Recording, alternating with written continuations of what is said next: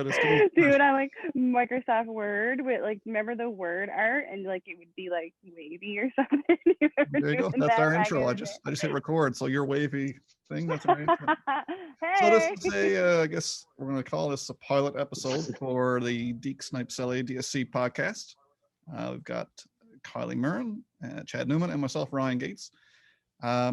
So this is just something we want to do for fun, and hopefully, if it's good or at least reasonable, we'll throw it out there to the world to critique. Don't be too But hard. we're all based in Newfoundland. That's the cutesy part of this. So we're all East Coasters and diehard Leafs fans at that. We'll try to offer somewhat unbiased opinion on the Leafs, but you know, if you're tuning in, you're going to get what you get. So we're homers. We'll do our best, but at the end of the day, that's where our loyalties lie. So first It is thing, what it is. it is what it is. So first thing we'll talk about, guys, I guess is the first game. Game number 1, Leafs Habs. First impressions, Kylie. What do you think from a standpoint, just looking at the team as a whole? I mean, we don't put too much weight on individual performances or team No. systems, game 1, but what do you think of the new lineup coming out of training camp? Well, first off the bat, I mean, the first period was sloppy, but I just kept telling myself it's the first game, new faces, you know, whole new everything pretty much. Keeps first full season, why not? But I was impressed. The biggest thing for, I'm sure as we all know, is Leafs being down, like first goal being scored against them and then being down pretty much the entire game. To overcome that, like our old Leafs, I'll say, would probably never have done that. They probably just would have been like, oh shit, game's over. Let's just muck it through. But yeah, I was pretty proud that they overcame it and came back. Yeah. Gotta say, I was happy, especially going to work today with a Habs fan coworker. So That's always good. So what are you, bud? What are you thinking on the first impressions on last night's game? Yeah, it took him a little bit to get things going. Keith changed it up a bit. I think after the Simmons fight, kind of changed the game around, sparked him up, and that seems to be the biggest thing that they have trouble doing is keeping the pedal down, especially when they feel a bit of pressure back on them. They kind of fold a little bit and scramble around, and it seems like that one just kind of kicked them in the ass and got them back in line, and just 4 unanswered goals. We're used to seeing that in the other way, so it was nice to see it our way for once. Yeah, no, fair enough. That's kind of where I was sitting with it as well. I was kind of sitting back, like Kylie said, watching the game, and I'm like, oh, here we go. This is nothing new. New faces, same story, right? When the Habs score first. I was ready to turn it off. Oh yeah, like, first period, I was like, oh, I don't think I can watch it. Like, I can't do it. Well, we're damaged fans. I mean, that's the way it is. But it was really nice to see him, you know, get that goal back and tie it up. And then they scored again. I was like, oh, Josh Anderson. Of course, it had to be Josh Anderson. Oh, right. I mean, who else would it be? I mean, I was expecting, because I was watching the games with a Blues fan last night, so he was kind of impartial, and I was like explaining to him that there's absolutely no way Josh Anderson doesn't get a hat trick in this game. It's just no way. I said the same thing. I was expecting. I was like, just watch. It's coming. It's coming. Yeah. I was waiting for it. Yeah. Leafs losing overtime. Josh Anderson with the game winner and a hat trick. That would be the stereotypical damaged Leafs fan outcome, right? Yeah. But again, it did seem like the fight turned the tide a bit. I think there was a lot of emphasis put on that maybe is not 100% the case. But I will say it's the first time I've been watching a Leafs game and seeing Simmons' reaction after the fight, motioning to the bench saying, you know, let's go. Yes. You know, it's the first time I've seen a player with that kind of emotion or heart in the game since, dare I say, Nazem Kadri. Yeah. I said it to my boyfriend. I was like, that's all I want is the emotion, just something. Like, just act like you care. Like, I think that's my biggest thing from last year. It was just like, why are you even playing? Because I felt like time after time when they would lose, it was just like, they didn't care, or at least that's how it felt watching it from my standpoint anyway. So at least it was nice last night to see Simmons come in and get the bench going. And I guess that like 5-on-3 I found too really like helped push the pedal. But yeah, that fight definitely helped. Yeah, no, absolutely. So Chad, just curious now what your take is on the revamped defense. I mean, you're talking about basically half the defense changed out. What are your thoughts? I mean, it's hard to say anything on systems, obviously, one game in. Yeah. I mean, what are you thinking on the overall appearance? You know what? I thought Dermott had a pretty solid game. wasn't sure what to expect out of him coming out, but the fact that he got put in over Letton, and who I'm really that's who I'm waiting to see. I want to see how he does. And TJ Brody looked pretty good there last night. Like, a couple things were out of place, but not too bad. Yeah, it looks good. I'm pretty confident in it. Just I keep on looking at Justin Hall and how he fits. I'm not sure, but the price tag's right. Mm-hmm. Yeah, I think everyone's of the same mindset. I mean, he signs that contract pre-COVID. He doesn't get half of that. That's a pretty weak complaint on my part. Like, I like the guy. I like him there. It's just, if I'm looking at a weakness and trying to really find one, that's where I saw it last night. Yeah, and that's kind of how I was looking at it as well. I was like, Justin Hall had a fairly unnoticeable game, and just like in the Jake Gardner days, an unnoticeable game from a guy like Hall is exactly what you want. He went out, he ran his shifts, right. He killed penalties, and got off the ice. Mm-hmm. You know, so Mm-hmm. I thought it was a good defensive effort all around. I was having a chat earlier just about this, actually. I watched the Leafs game, and I oftentimes when I'm watching a game like last night, I try not to get ahead of myself and thinking things like, oh, they could have done this better, that better. I try to, temper expectations in that it's game one. They haven't had even a preseason game, really. So, but I always find I walk away from the games maybe sometimes wanting a little more. But then I tune in and watch the late game, the Oilers in Vancouver, and oh my, I thought our defense was kind of iffy last night, and until I watched the Oilers, and I was like, wow. Yeah, that was bad. That was bad. Klefbom. Yeah, Klefbom not being there is a huge loss. Oh, it is though. Massive loss, massive. But even that, the team defense is like, it's as bad as anything. I've been watching bad defense for a long time, like the rest of you guys. It's as bad as anything I've ever seen. It was just atrocious. Guys walking in, splitting defense at the blue line and walking in, these standing up behind the defense and waiting for the pass. I was just like, yes, they were just set up like pylons for most of it, right? It was just. They don't have a goaltender to bail you out either. They got no mediocre goaltenders at best. Yeah, already, like I said, I kind of had my picks for each division lined up a couple of days ago. I was thinking, oh, this team, that team, this team, that team. But even after last night, I can see where I think my opinions are going to change awfully quick on a couple of teams in the North in particular. I can't wait to see what Calgary does this year. I think Calgary's going to be a force, but we shall see. Vancouver too. Yeah. Mm-hmm. So back to last night's game. We're getting sidetracked big time. Back to last night's game. Jumbo Joe. First line. Oh yeah. What do we think? I mean, he never really missed too many shifts from what I gather. I mean, I was trying to take account of it, but I think I picked 2 shifts where Hyman doubled back and picked up a shift. Yeah.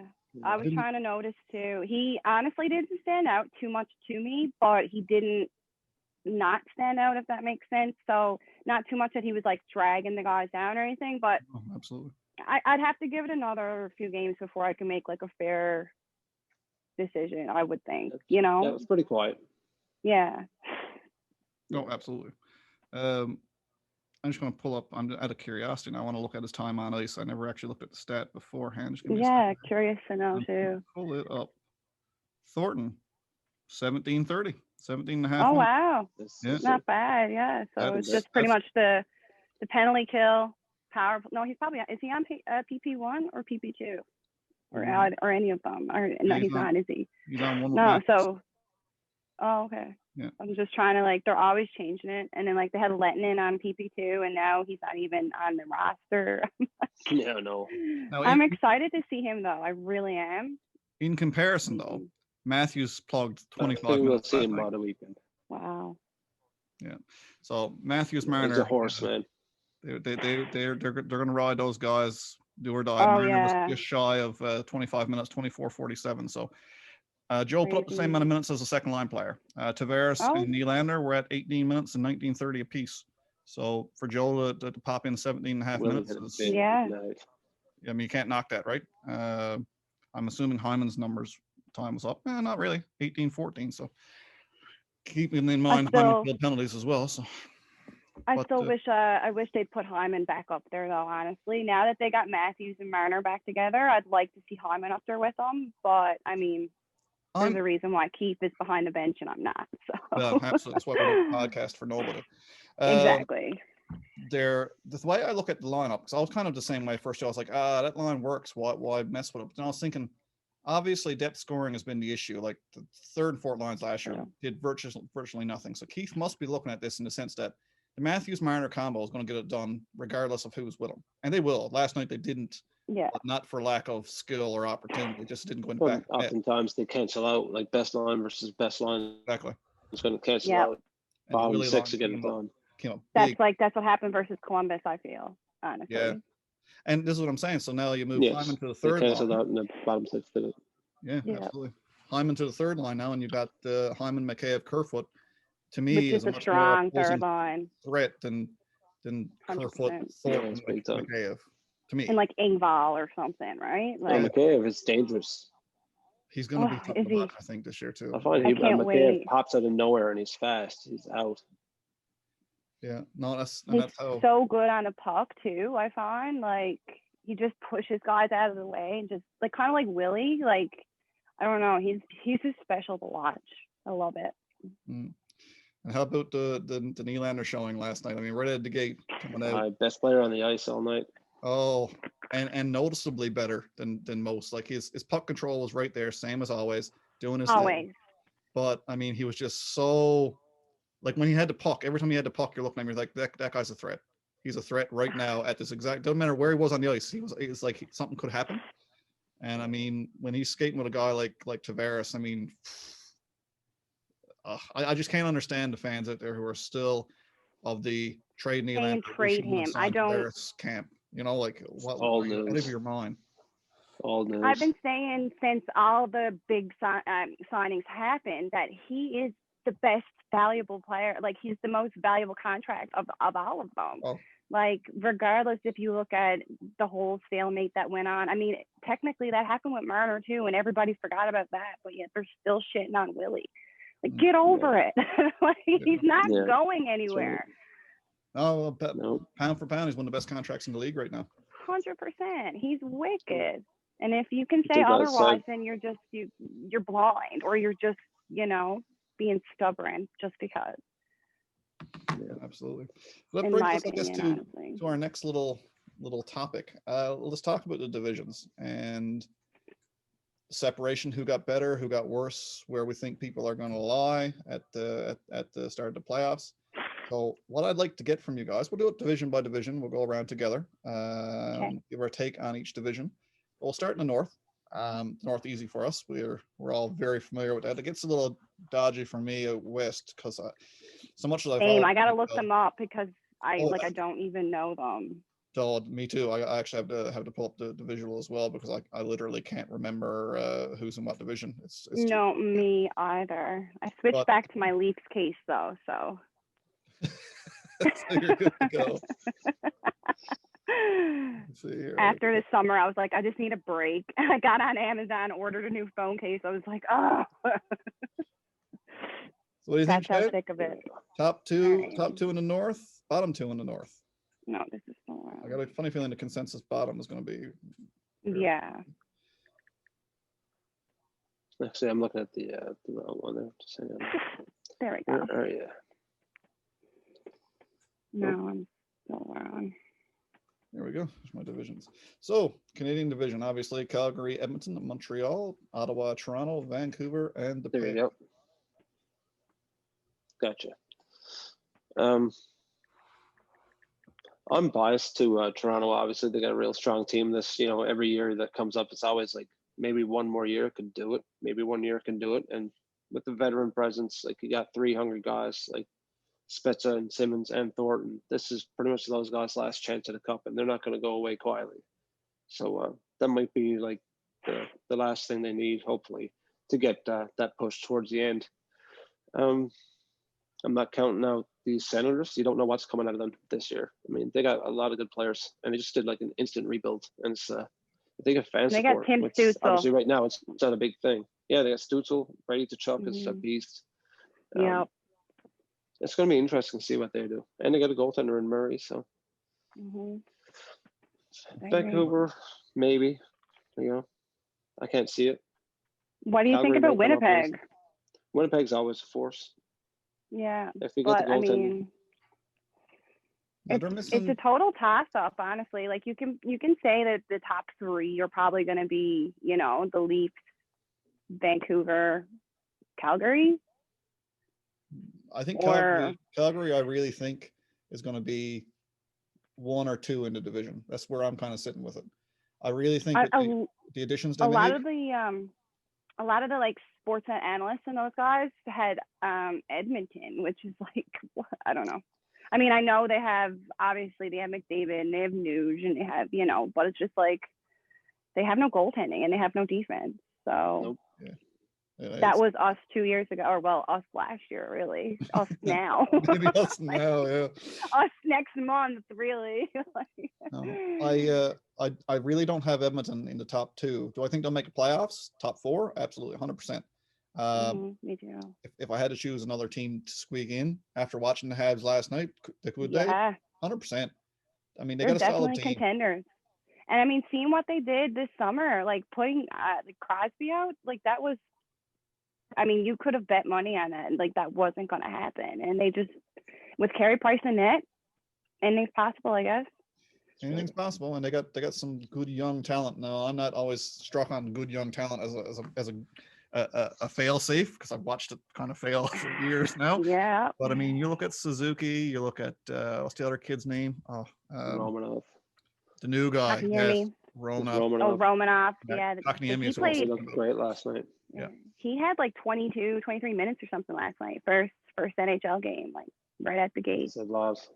Yeah. Oh, they made a good point. It's not his first pro game. It's his first NHL game. True. So I think you're going to find something with Lettman. Lettman's going to step in. He's not going to look like that rookie defenseman. He's 26. No, and that's why I'm kind of confused as to why they're not putting him in. I'm thinking they're probably going to put him in tomorrow night or at least Saturday against the Sens. Like they have to, right? Yeah. Yeah, I would hope so. Give somebody a break. Bogosian, maybe. He was the only guy who stood out to me last night as kind of iffy. Would take and only for taking the penalties. Had he not taken those couple penalties, he would have had a real solid game himself. So true. I think he didn't really Bogosian, stand out too much. He plays a mean game. You're going to have to expect him to land in the box quite a bit, and I think we're going to have to be okay with that to a point. And like I said, if he clears the front of the net, I don't care what he does. I'm too many years of people plugging up that crease area. So if he takes a couple here, I'm trying to tell myself that it's okay. I don't want him to take 3 or 4 a game, but if he takes a penalty a game here and there, just hopefully he gives up that clutching and grabbing stuff. He was big on that last night, grabbing jerseys, seeing it 3 or 4 times. Yeah, that was, I mean, that wasn't even like a smart penalty, like that was just pure stupid. And that's the penalties where you're like, why? Yeah. There's absolutely no need of that, right? That's the ones where we're like, God damn, Jake Gardner's back. Like that's what it feels like. Yeah, 100%. So, Kylie, who's your top 2 teams now? I think no exhibition is definitely getting noticed.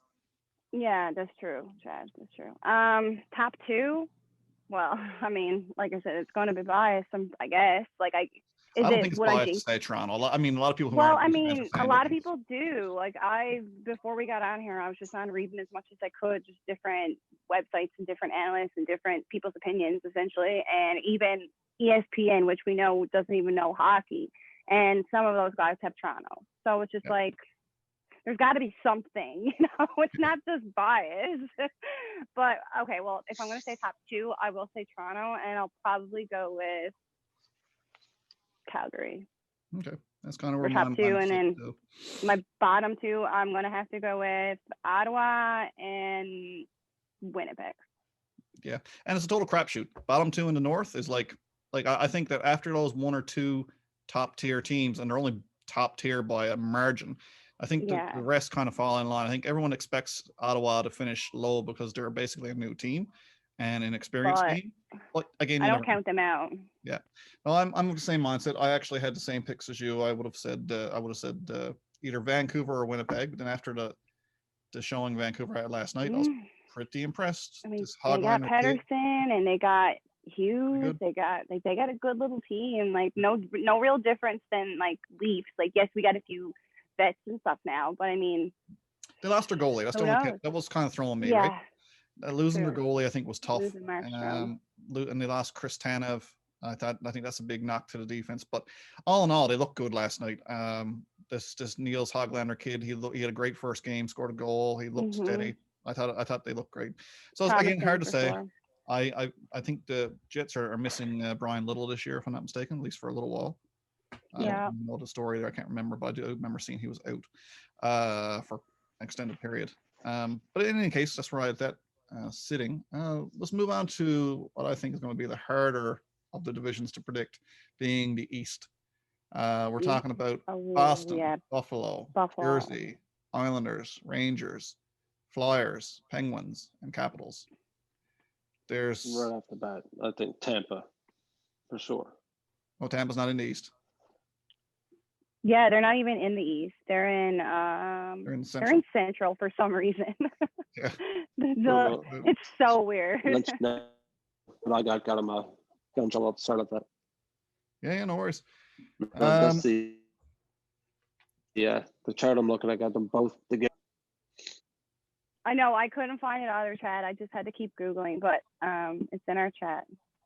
So I'll start off with the East. I'll give you my take on the East.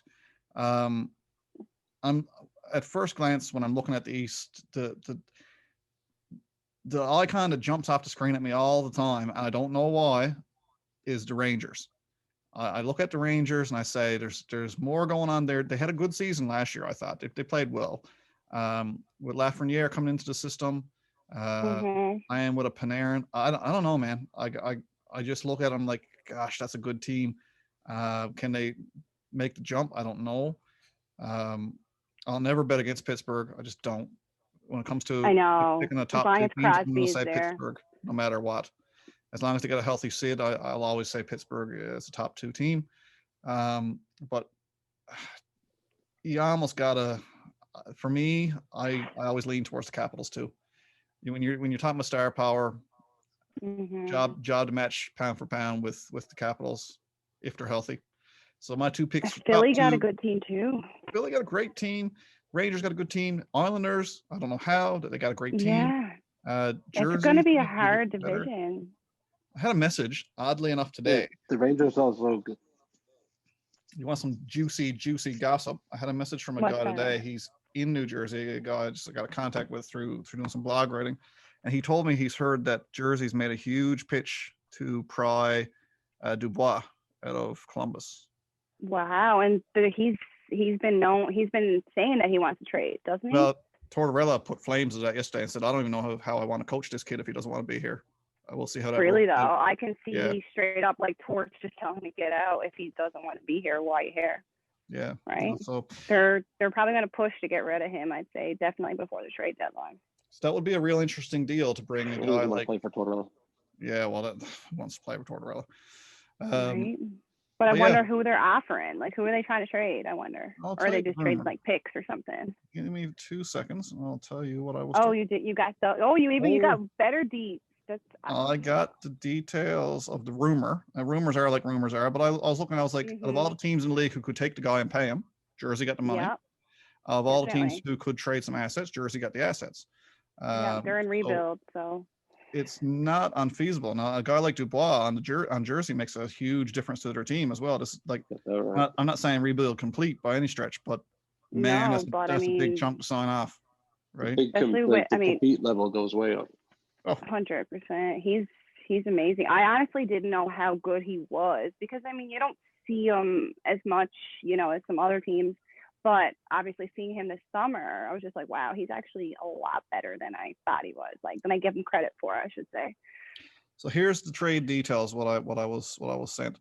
It would be Pierre-Luc Dubois to New Jersey for Pavel Zatka, Damon Svensson, defenseman, and the first round pick in 2023. Wow, that's a big payment. That's a big payment, but again, it's a young stud, right? So that's Dubois' contract. That's what I was just gonna ask. What does he have? He's at $5 million now, I think. Currently. How many years was he? Yeah, what's he got left? No idea. I'm googling here. Oh, look, like Sportsnet 5 hours ago, 5 potential trade destinations. So like, he's on a chopping block, definitely.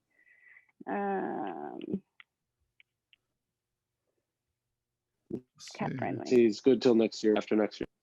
Yeah. 21, 22. Oh, okay. So they do get a year, but then they got to try to sign him. This year.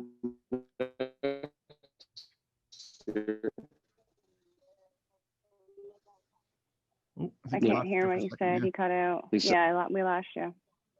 That's right. Get your back, bud. Yeah, so RFA after the contract is up though, so still team is in control.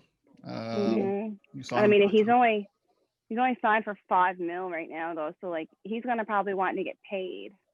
Oh, 100%. 100%. Yeah, he only signed a 2-year. Hey. Yeah, and which makes sense if he didn't like playing there, right? Oh wait, he just signed it. Like, did he? Oh, that's like recent. Yeah, that's like recent. He signed it this season.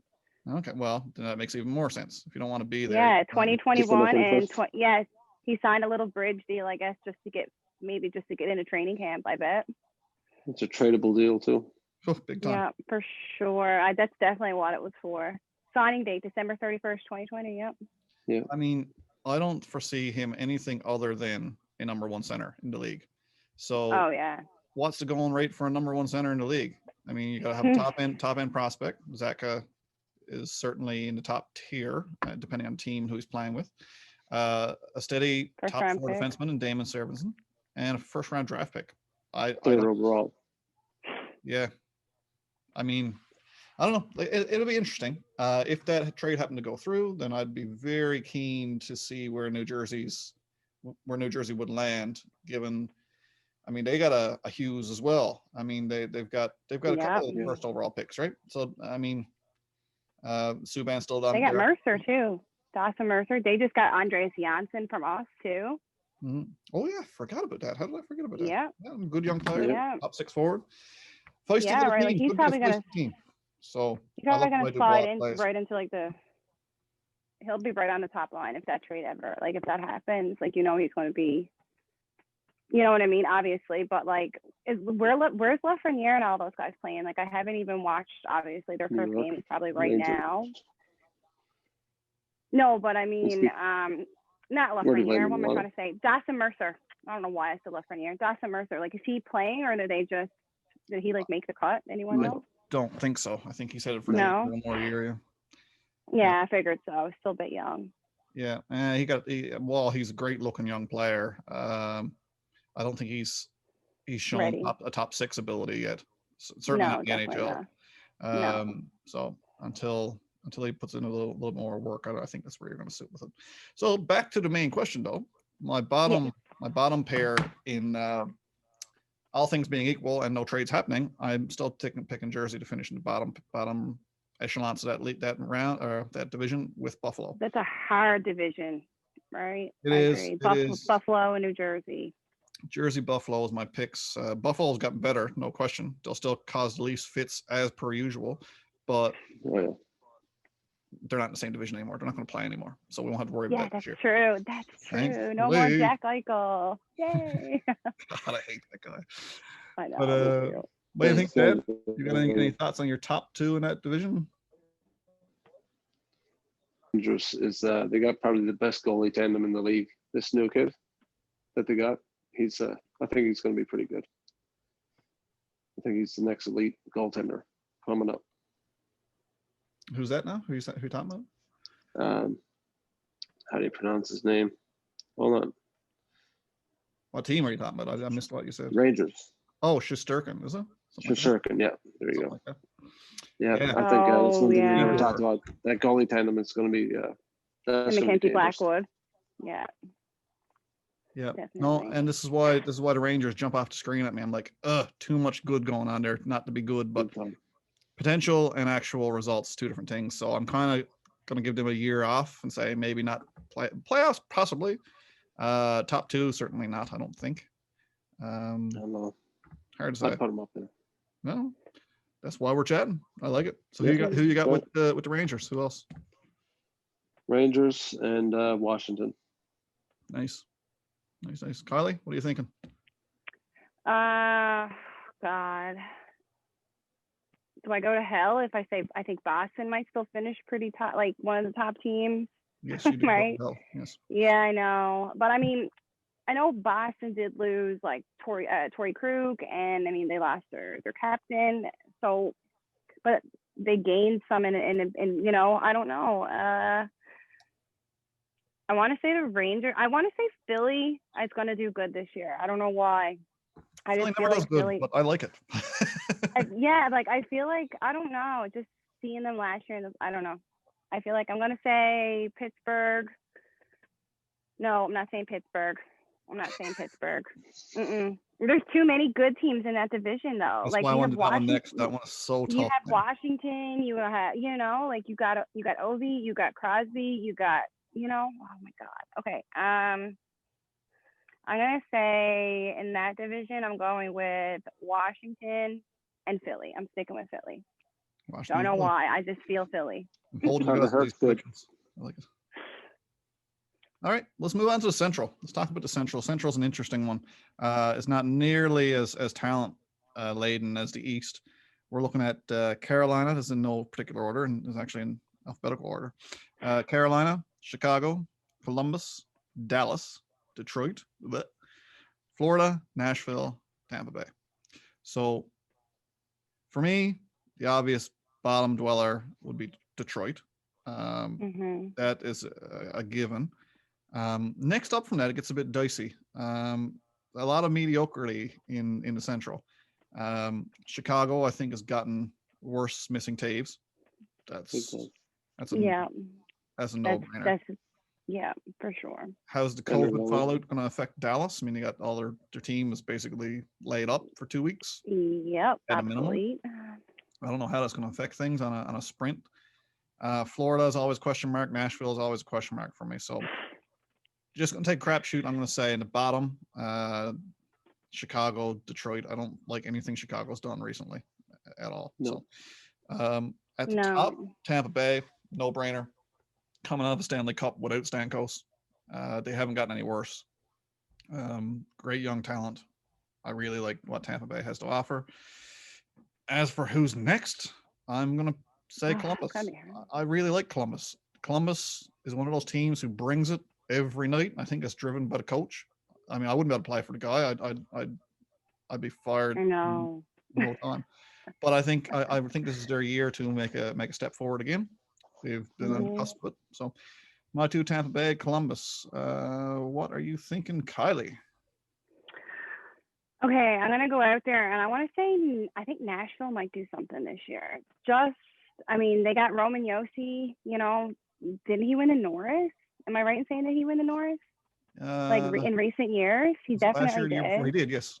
He definitely did. You know what I mean? And they have really good defense. Like they have a couple other good guys that are back end their defense, and then of course they have good offense too. So I think Nashville might do something this year, and of course I have to go with Tampa Bay, just being the reigning Cup winners. I'm gonna go with Tampa Bay and Nashville, honestly.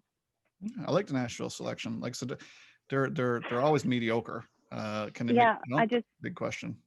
Yeah, I just feel like this year could be the year of, not underdogs, but the teams that you're not really expecting. Just because this year is such a different year. Everybody's healthy for the most part. Everybody's had such a big break. I don't know. It's gonna be a different year, I think. I honestly do. Mr. Chad, what are you thinking, man? Central Division. By the way, your hands over the camera. Oh, sorry about that. No worries. I'm gonna go with I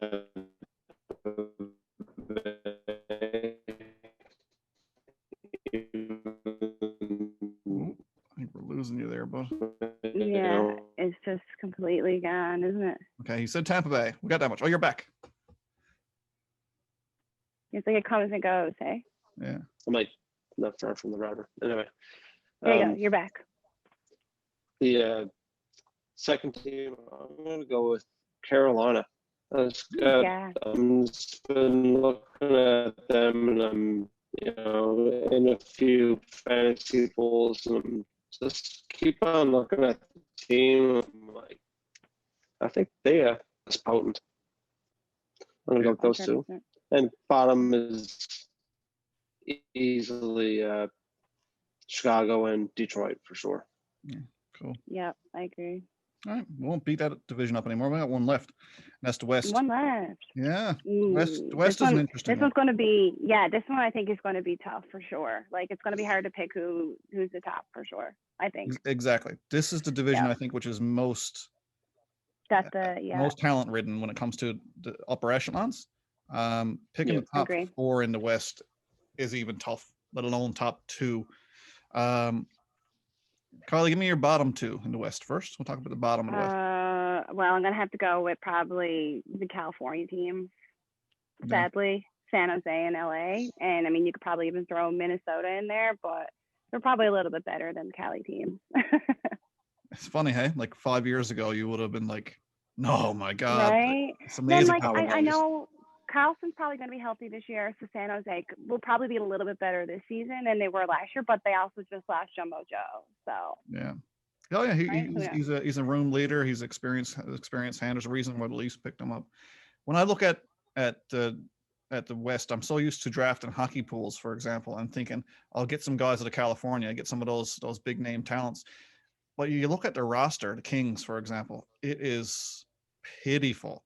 I mean, let's assume that Kopitar, Jeff Carter, Dustin Brown play at a level that's even remotely close to their Stanley Cup days. Even if they did, they don't stand a chance. Like they don't. That's even in this division, like they didn't even help them one bit by putting them in that division, right? No, it's kind of sad. It's gonna be a dark year for Los Angeles fans, which is not great. My next pick for bottom, I looked at San Jose, but I said no, they still got some good young talent. I don't like Arizona. I don't. No? A lot of people have them higher on the list, making the playoffs even.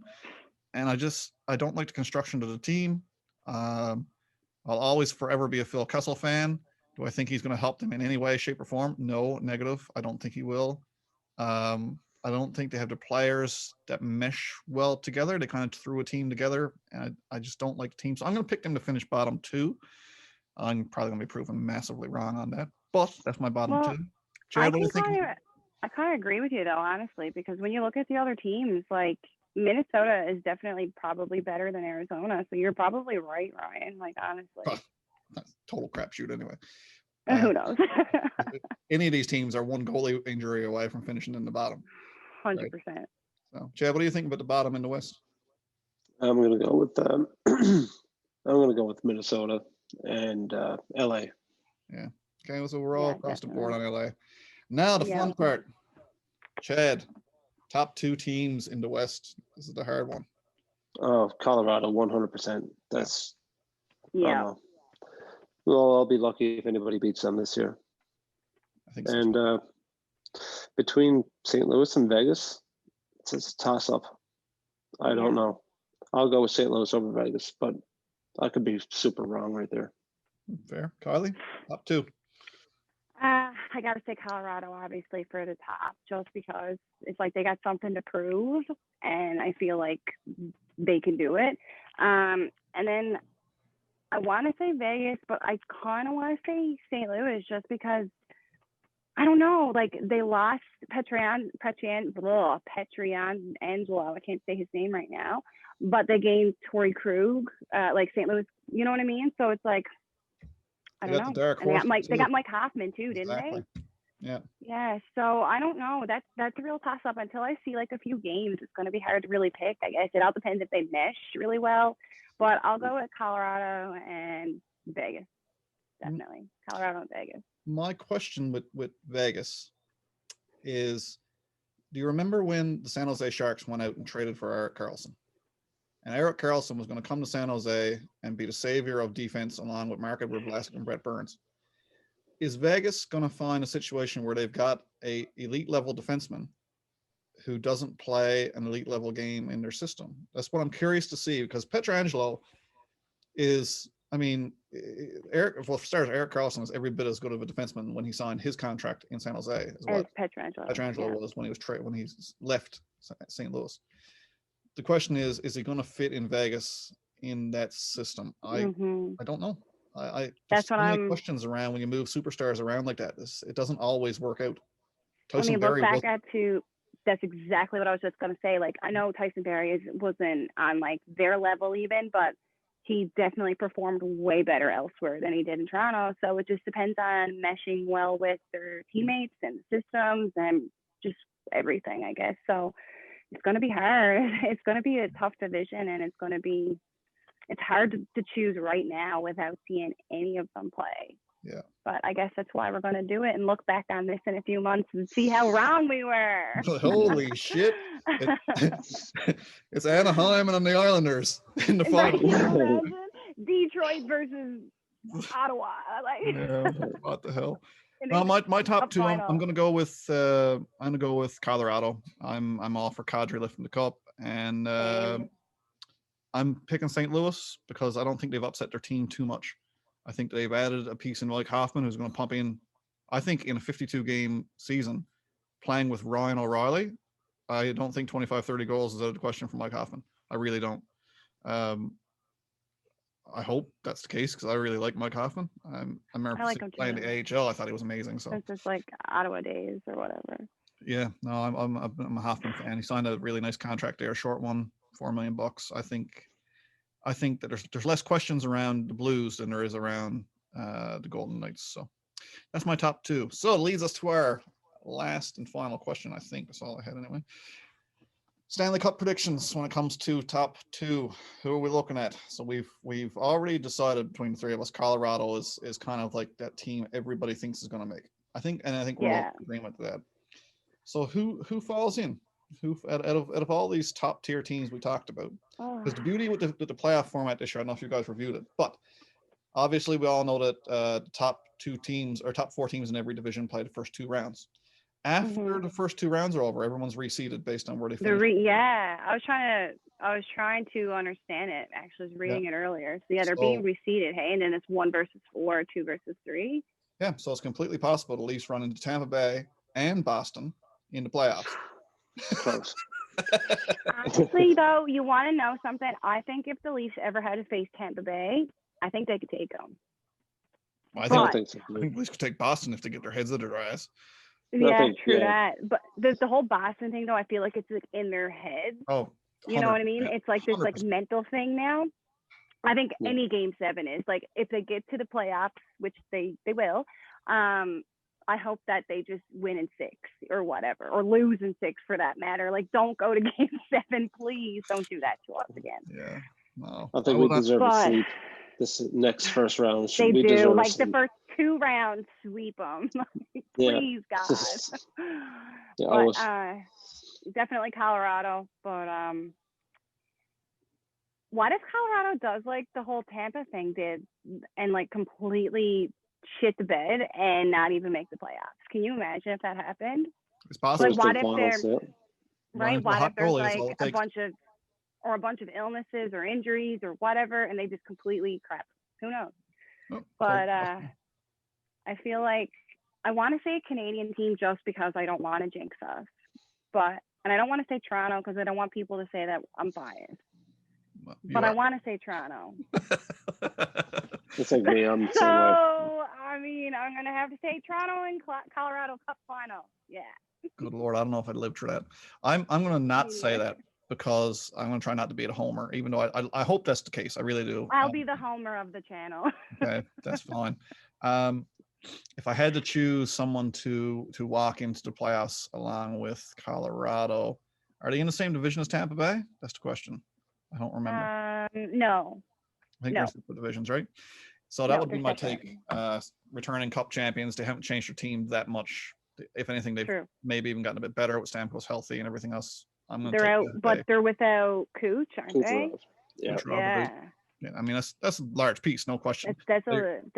But I mean, look what they did with that last year without Stamkos. They're always without one of them, so. Yeah. That's my take. So you riding the homer train too there, Mr. Chad? Yep, 100%. I like the veterans that are going to drive the train. All right, here I changed my decision. Toronto and Colorado. Awesome, guys. You can't like jinx it though. Like you feel bad. Like when I play pro line, like I can't bet against the Leafs. And then I'm like, why do I do this to myself? Because the one time I play pro line, they lose. Like betting on every Toronto time. It's like Murphy's Law. Might as well set your money on fire. Literally, like just throw your bank card out the window. Gone. Yeah. All right, guys. Well, I think we'll call that a wrap. What do you think? I think that went actually pretty good. Yeah, lots of fun. Like Have to do it again sometime. Yeah, definitely. Let's keep doing it.